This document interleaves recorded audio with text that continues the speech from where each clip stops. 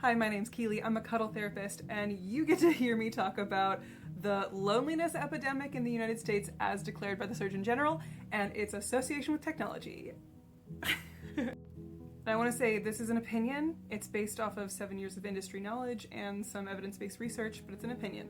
So I'm being completely literal when I say that U.S. Surgeon General has declared epidemic of loneliness in the United States. Pause to read if you need.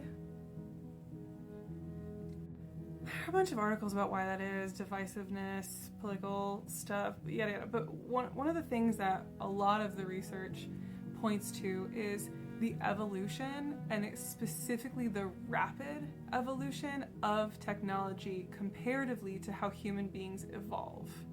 And I want to be really clear, I am not one of those folks who's coming on here like saying, technology is bad, it's ruining the world. Technology is great. Technology connects a lot of us. But how human beings have evolved to be hardwired has not evolved at the rate that technology has advanced. So while you may spend more hours of the day connecting with more people than were ever possible before, our bodies and our nervous system doesn't process that as the same kind of connection that we need. It also interplays with how we're socially and culturally expected to interact. Human beings used to live communally. Human beings used to have social structures that were much more geared toward the availability of platonic touch than they do today. Even recreational activities were more geared towards things that were grounded in a physical body experience. Now, social interaction is so linked to technology. You go to the movies, downtime involves TikTok, Instagram, YouTube.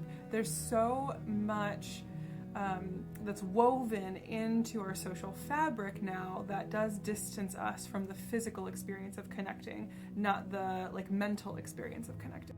So some of the softer skills that are picked up and learned through communal living, through more interaction with community where platonic touch is on the table or an expected or a customary behavior, you pick up the soft skills of how to navigate that.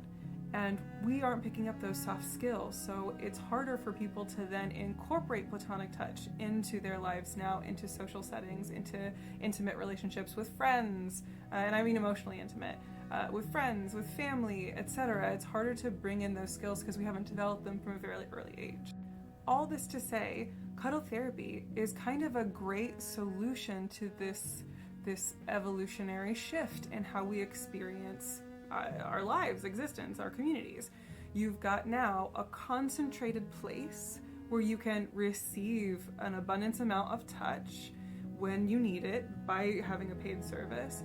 And you also have a place that you can go that teaches some of those soft skills to supplement what we're not getting culturally anymore.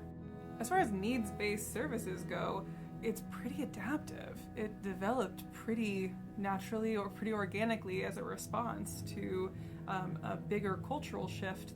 And when I say evolutionarily, evolution takes thousands of years, right? And socially, the advent of technology and the way that it's today is 100 years.